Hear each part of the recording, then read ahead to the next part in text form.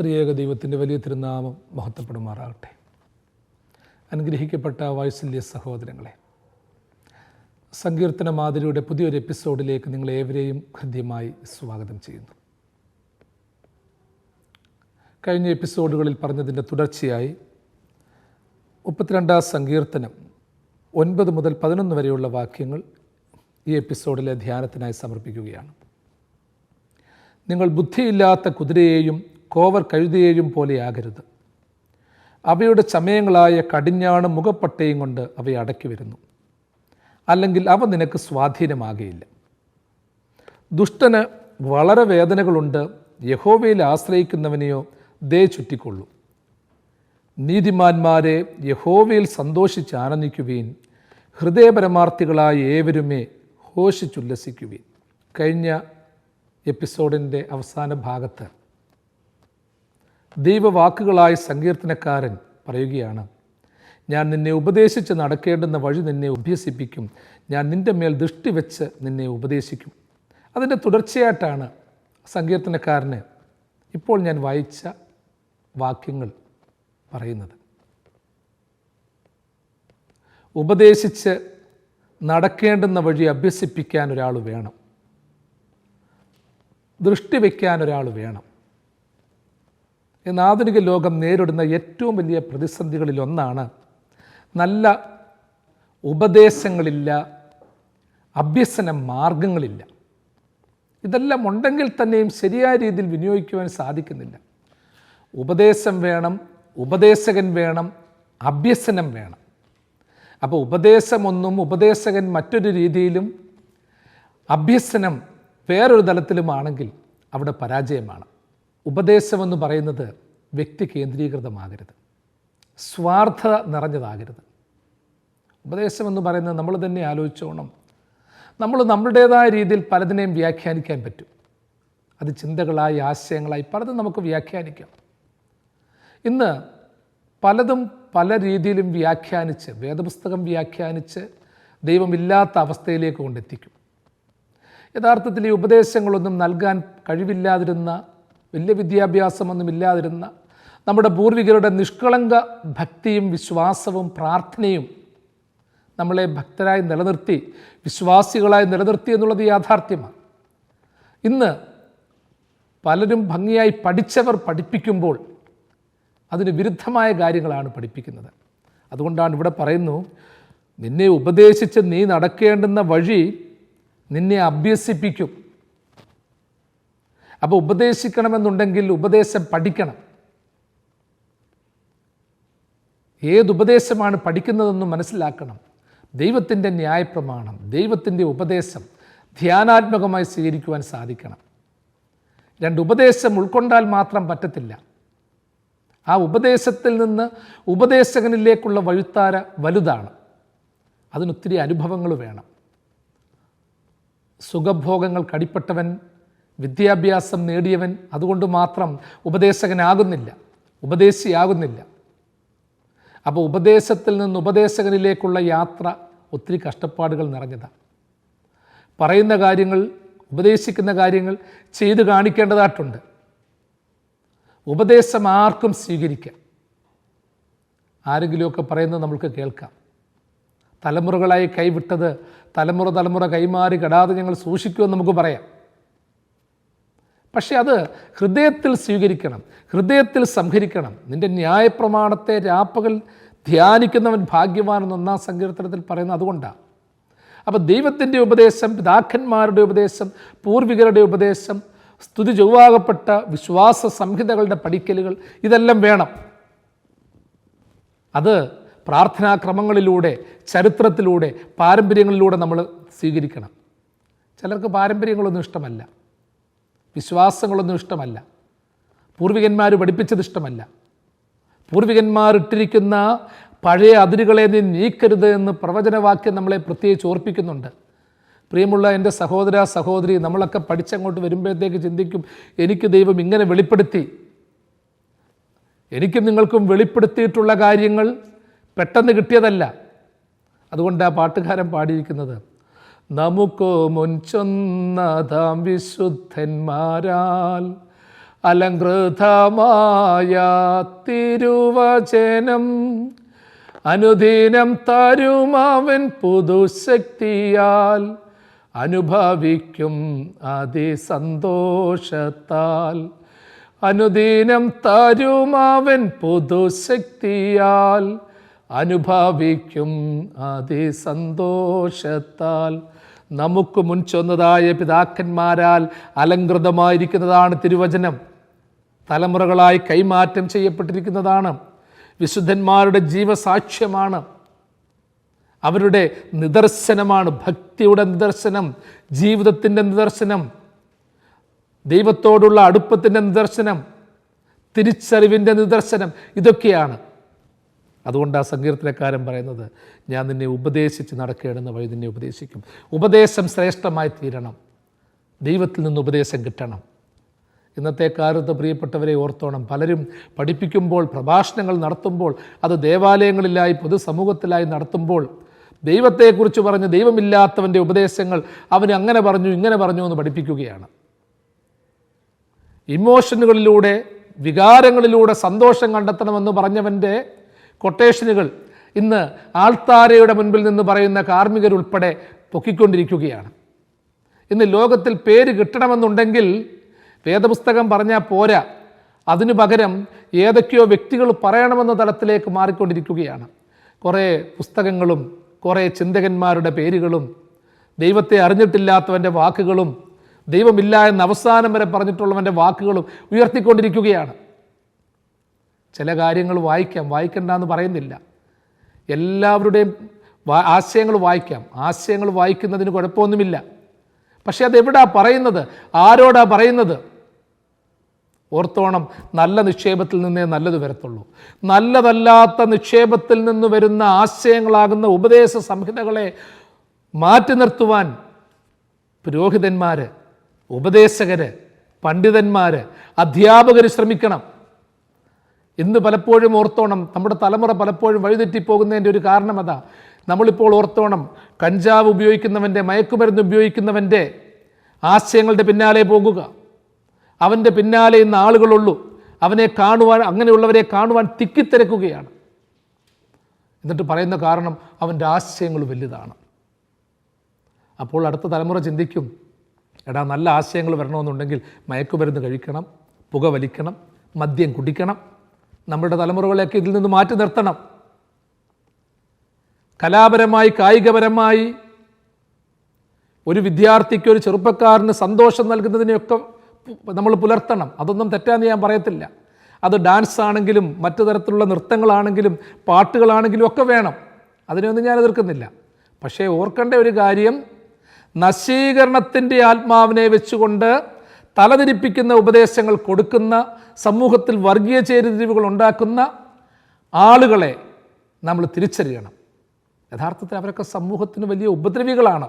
നമ്മൾക്കിപ്പോൾ ചിന്തിക്കുമ്പോൾ ഓർക്കും, അയ്യോ എത്രയോ ചിന്തയാണ്, എത്രയോ ആശയങ്ങളാണ്, എത്ര മനോഹരമായ ദർശനങ്ങളാണ്, എത്ര ഭാവങ്ങളാണ് അവരിലുള്ളത്. എൻ്റെ പ്രിയപ്പെട്ടവനെ, നശീകരണ ശക്തിയോടെ പ്രവർത്തിക്കുന്നവൻ ഭാവഗീതമായി, രാഗാത്മകമായി, താളാത്മകമായി ചിലപ്പോൾ സമീപിച്ചെന്നിരിക്കും. പക്ഷേ അതിലെ ബലഹീനതകൾ തിരിച്ചറിയുവാൻ സാധിക്കണം. ഉപദേശിച്ച് നടക്കേണ്ടുന്ന വഴി. ഇനി ഉപദേശകൻ ആരാണ്? ഉപദേശകനും ശ്രേഷ്ഠനായിത്തീരണം. ഉപദേശം പഠിക്കുന്നവനാണ് ഉപദേശകൻ. അല്ല ഭംഗിയായിട്ട് പഠിപ്പിക്കുന്നവൻ എന്നുള്ള അർത്ഥത്തിലല്ല, പഠിക്കണം. ഉപദേശം പഠിക്കണം. വായിൽ തോന്നുന്നത് കോതയ്ക്ക് പാട്ടെന്നുള്ള രീതിയിലേക്ക് പോകുന്നവൻ ഉപദേശകനല്ല. ഇന്നത്തെ ആധുനിക ലോകത്തിൻ്റെ പ്രശ്നങ്ങൾ ഓർത്തോണം. നമ്മളെല്ലാം നേരിട്ടും സാമൂഹ്യ മാധ്യമങ്ങളിലൂടെയൊക്കെ പലതും കണ്ടുകൊണ്ടിരിക്കുകയാണ്. കാറിത്തുള്ളുകയാണ്, അലറി വിളിക്കുകയാണ്, ദൈവത്തിന് വേണ്ടി ദൈവമില്ലാത്ത പ്രമാണങ്ങളെ ഉയർത്തി കാണിക്കുകയാണ്, ചൂണ്ടി ബോധം കെടുത്തുകയാണ്. എൻ്റെ പ്രിയപ്പെട്ടവരെ, ബോധമില്ലാത്ത മനുഷ്യരെ പിന്നെയും ബോധം കെടുത്തുക എന്ന് പറയുന്നത് പോലൊരു ദോഷമുണ്ടോ? ഉപദേശകൻ ദൈവമില്ലാത്തവനായാൽ അവൻ സാത്താൻ്റെ അനുഭവമായി മാറ്റപ്പെടും. സാത്താൻ അവനേക്കാൾ ശ്രേഷ്ഠനായി മാറ്റപ്പെടും. ഒരു തുള്ളി കണ്ണുനീര് ഇല്ലാതെ, പശ്ചാത്താപമില്ലാതെ, എൻ്റെ പ്രിയപ്പെട്ടവനെ, പ്രിയപ്പെട്ടവളെ, നീ എന്തോ ആണെന്നുള്ള രീതിയിൽ ഉപദേശം നൽകുകയാണെങ്കിൽ, നിൻ്റെ വചനം കേൾക്കുന്നവരൊക്കെ നിസ്സാരന്മാരാണെന്ന് തോന്നുകയാണെങ്കിൽ, അവരിൽ നിന്ന് സമ്പത്ത് മാത്രം പ്രതീക്ഷിക്കുകയാണെങ്കിൽ അത് ദൈവികമല്ല, അത് ദൈവത്തിൽ നിന്നുള്ളതല്ല. ദൈവത്തെ യഥാർത്ഥമായി പിന്തുടർന്നവരൊക്കെ പൗലോസിനെ പോലെ അയ്യോ ഞാൻ അരിഷ്ട മനുഷ്യനെന്നേ പറഞ്ഞിട്ടുള്ളൂ, ഞാനെല്ലാം തികഞ്ഞവനെന്നും ഞാനങ്ങ് രക്ഷയുടെ മൂർധന്യത്തിലെത്തിയെന്നും ഒന്നും പറയത്തില്ല അവരാരും. ഇനിയും ഒരുപാട് വളരാനുണ്ട് പ്രിയമുള്ളവരെ. നമ്മളിൽ എത്ര പേർക്ക് പറയാൻ പറ്റും ഞാൻ രക്ഷിക്കപ്പെട്ടു, അതേ കുഞ്ഞാടിൻ്റെ തിരുരക്തത്താൽ ഞാൻ രക്ഷിക്കപ്പെട്ടു, അത് സത്യമാണ്. പക്ഷേ അതെൻ്റെ ജീവിതത്തിൽ അനുഭവമായിട്ടുണ്ടോ എന്ന് എത്ര പേർക്ക് പറയാൻ പറ്റും?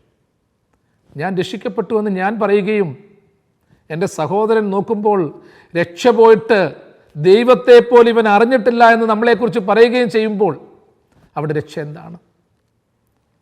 സ്വന്തം അയൽക്കാരന് നിങ്ങളും ഞാനും ഉപദ്രവിയായി മാറിയാൽ, നഷ്ടം വരുത്തുന്നവനായി മാറിയാൽ എൻ്റെയും നിങ്ങളുടെയും രക്ഷ എവിടെയാണ്? ഞാൻ എൻ്റെ സമൂഹത്തിൽപ്പെട്ടവനെ മാത്രമേ, രക്ഷിക്കപ്പെട്ടവനെ മാത്രമേ സഹായിക്കുന്നു എന്ന് പറഞ്ഞാൽ നിൻ്റെ രക്ഷ എവിടെയാണ്? പാവം പിടിച്ച കച്ചവടക്കാരൻ കള്ളന്മാരാൽ ആക്രമിക്കപ്പെട്ട് കിടന്നപ്പോൾ പുരോഹിതനും ലേവ്യനും ഒന്നും രക്ഷപ്പെടുത്താൻ ചെന്നില്ല, ഒരു ശമര്യക്കാരനെ ചെന്നുള്ളൂ. ഇടയ്ക്കിടയ്ക്ക് മെഡിക്കൽ കോളേജുകളിലും ഹോസ്പിറ്റലുകളിലൊക്കെ പോകണം നമ്മളൊന്ന്.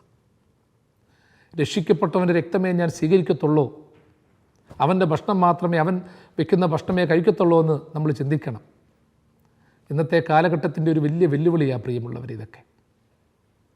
നിങ്ങളും ഞാനും അറിയാത്ത രീതിയിലുള്ള പ്രതിസന്ധികൾ ഒന്നിനു പുറകെ ഒന്നായിട്ട് വർദ്ധിച്ചുകൊണ്ടിരിക്കുകയാണ്.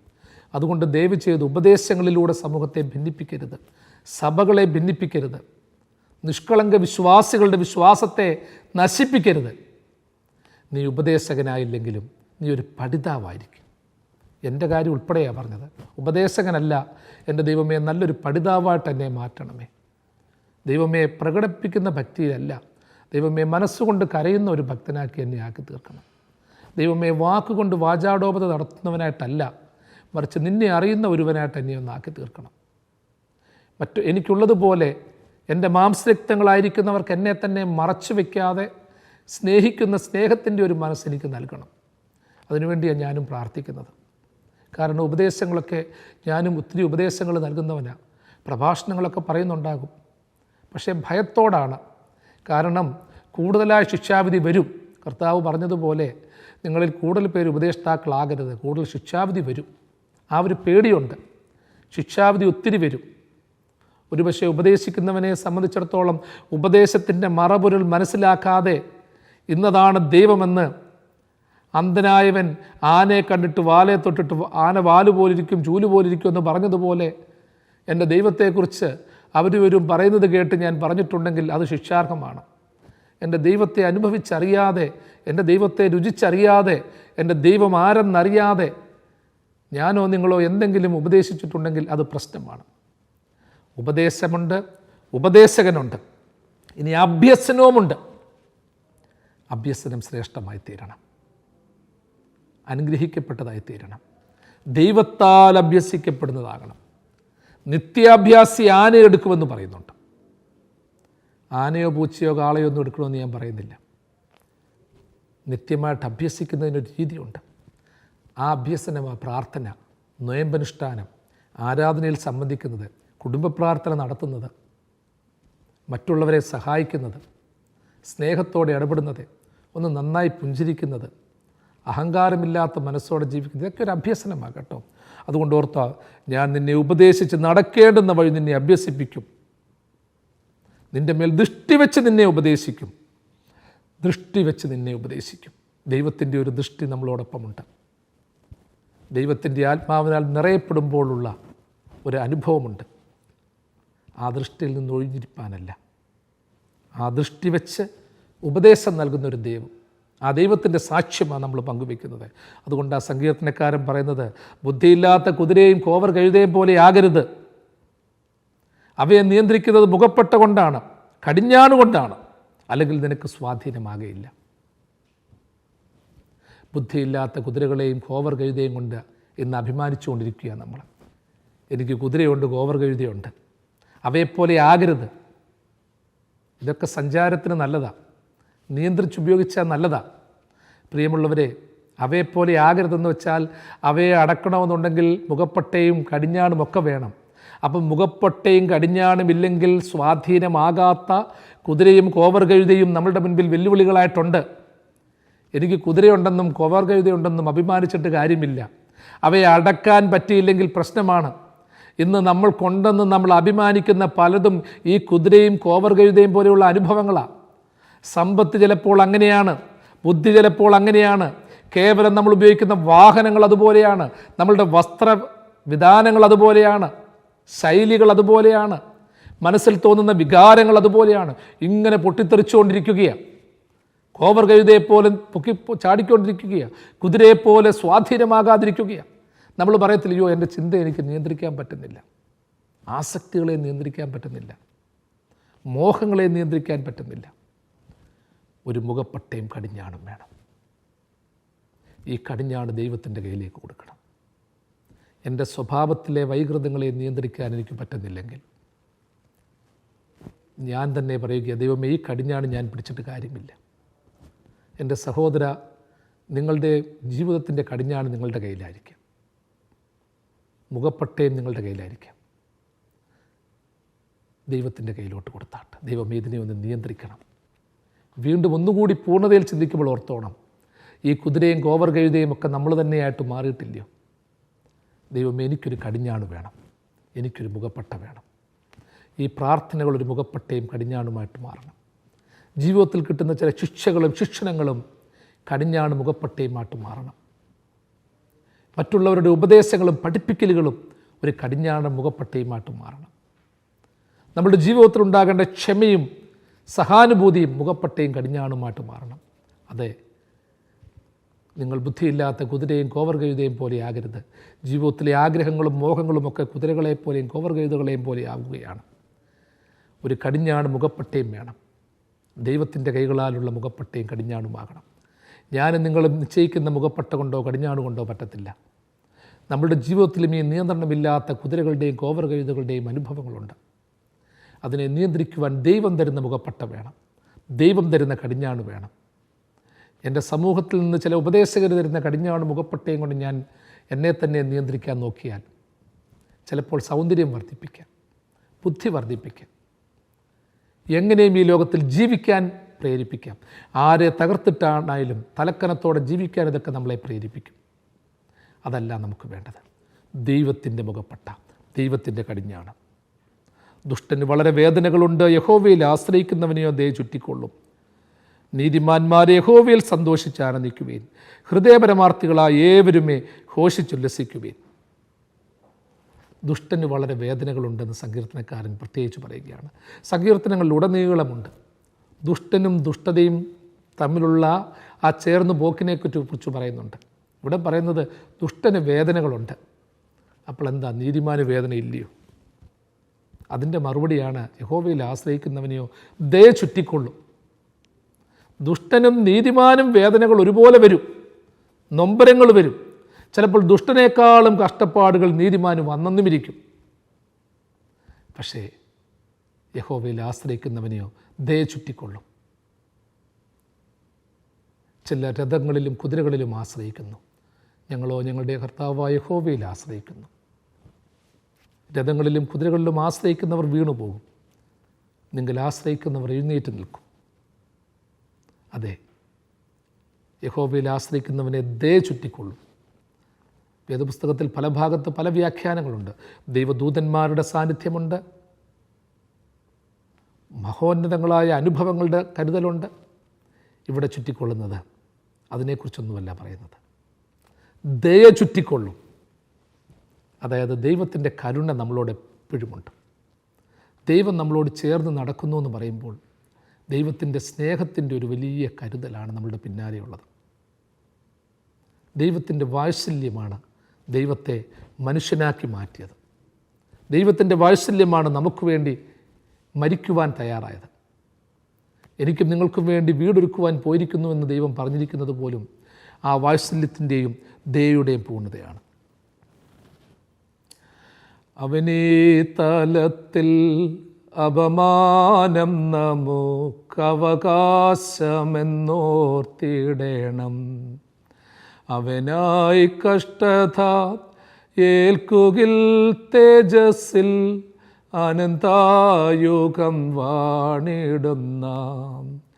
അവനീ തലത്തിൽ അപമാനം നമുക്കവകാശമെന്നോർത്തിടണം. കവകാശമെന്നോർത്തിടേണം.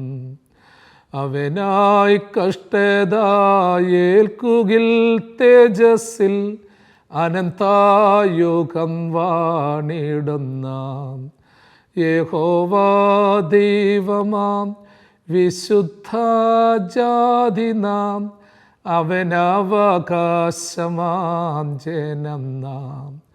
യഹോവ ദൈവമാം വിശുദ്ധ ജാതി നാം, അവനവകാശമാം ജനം നാം. അപമാനത്തിലും പ്രതിസന്ധിയിലും ദൈവത്തിൻ്റെ ഒരു ദയ നമ്മളോടൊപ്പമുണ്ട്. ഇസ്രായേൽ മക്കൾക്ക് ചുറ്റും പഴയ നിയമത്തിൽ പഠിപ്പിക്കുന്നു, ദൈവത്തിൻ്റെ തേജസ് ഉണ്ടായിരുന്നു.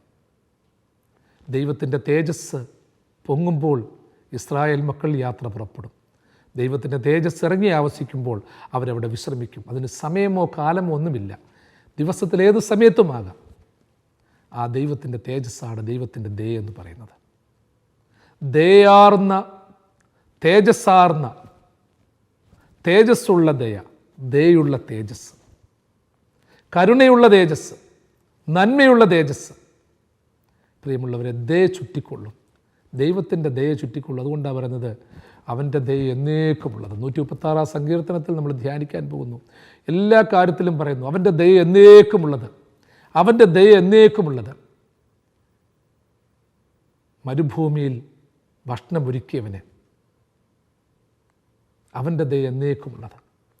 എനിക്ക് നിങ്ങൾക്കും എപ്പോഴും പ്രാർത്ഥിക്കാനുള്ള പ്രാർത്ഥനയതാ, നിലവിളിക്കാനുള്ള പ്രാർത്ഥനയതാ. ദൈവത്തിൻ്റെ ദയ എന്നോടൊപ്പമുണ്ട്, ദൈവത്തിൻ്റെ ദയ എന്നെ ചുറ്റിക്കൊള്ളും. മലങ്കരി ഓർത്തഡോക്സ് സഭയിലെ കാലം ചെയ്ത സക്രിയാസ് മാർ തെയോഫിലോസ് തിരുമേനി തൻ്റെ ക്യാൻസർ രോഗം തീവ്രമായിരുന്ന അവസരത്തിൽ എപ്പോഴും പറയുമായിരുന്നു, അദ്ദേഹത്തിന് ഒത്തിരി ഇഷ്ടപ്പെട്ട പാട്ടായിരുന്നു, സർവവും യേശുനാഥനായി സമർപ്പണം ചെയ്തിടുന്നു ഞാൻ. അതിലെ വരികളെല്ലാം പാടും.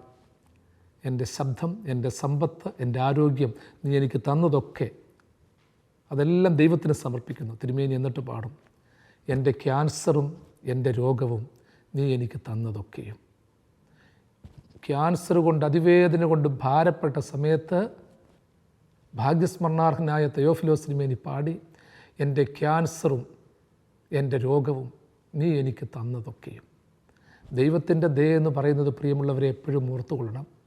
ഒരു സൗഖ്യത്തിൻ്റെ ദയ മാത്രമല്ല, അല്ലെങ്കിൽ സൗമ്യമായ കരുതലിൻ്റെ ദയ മാത്രമല്ല. ദൈവത്തിൻ്റെ ദയ ചുറ്റിക്കൊള്ളുമ്പോൾ ചിലപ്പോൾ രോഗങ്ങളുണ്ടായെന്ന് വരാം, പീഡകളുണ്ടായെന്ന് വരാം, ജീവിതത്തിൽ ദുഃഖങ്ങളുണ്ടായെന്ന് വരാം. പക്ഷേ അവിടെയെല്ലാം ഒരു വലിയ കരുതലുണ്ട്, ഒരു വലിയ ചുറ്റലുണ്ട്. നിങ്ങളും ഞാനും അറിയാത്ത രീതിയിലുള്ളൊരു ചുറ്റൽ. വീണുപോയാലും നിരാശപ്പെട്ടു പോകാതെ പൊക്കി എഴുന്നേൽപ്പിക്കുന്ന ഒരു കരുതൽ. ടെസ്റ്റ് എഴുതി പാസ്സാകാതിരിക്കുമ്പോഴും, ജോലിക്ക് വേണ്ടി ശ്രമിച്ച് ജോലി കിട്ടാതിരിക്കുമ്പോഴും, വിസ പുതുക്കി കിട്ടാതിരിക്കുമ്പോഴും, ചെയ്ത ജോലിക്ക് ശമ്പളം കിട്ടാതിരിക്കുമ്പോഴും, തുടങ്ങിയ ബിസിനസ് എല്ലാ രീതിയിലും പരാജയപ്പെട്ട അവസ്ഥയിലായിരിക്കുമ്പോഴും, പല ജോലി സ്ഥലങ്ങളിൽ മാറി മാറി നമ്മൾ പോയിക്കൊണ്ടിരിക്കുമ്പോഴും ചിലപ്പോൾ നമ്മൾ ദൈവത്തിന് ദയ ഉണ്ടെന്ന് തോന്നാറില്ല. ദൈവം ദയ കാണിച്ചിട്ടില്ലെന്ന് നമ്മൾ പറയും. യഹോവയിൽ ആശ്രയിക്കുന്നവനെ ദയ ചുറ്റിക്കൊള്ളും. അവനിൽ ആശ്രയിക്കേണ്ടിയിരിക്കുന്നു, ദൈവത്തെ കൂടുതലായിട്ട് ആശ്രയിക്കേണ്ടിയിരിക്കുന്നു. ഇന്ന് ആശ്രയങ്ങൾ പലതില്ല നമുക്ക്. ആശ്രയം ചിലർക്ക് രഥത്തില്ല, ചിലർക്ക് കുതിരകളില്ല, ചിലർക്ക് സമ്പത്തില്ല. ആശ്രയം മറ്റു ചിലർക്ക് ബന്ധുബലത്തിലാണ്.